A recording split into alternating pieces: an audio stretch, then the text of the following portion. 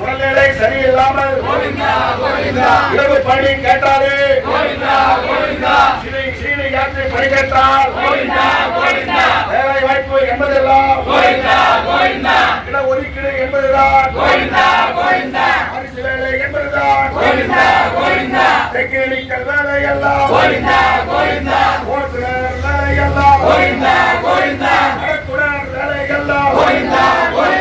சம வேலை சம ஊதியம் சட்டக்கூலி கேட்டாலே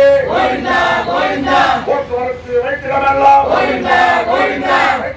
தனியாருக்கு மினி பஸ் எல்லாமே மின்சார பேருந்து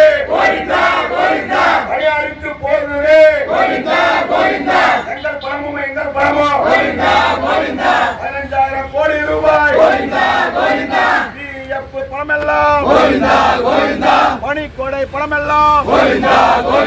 பணிக்கொடை பணமெல்லாம் போக்குவரத்து தனியாருக்கு போக்குவரத்து அமைச்சர் எல்லாம்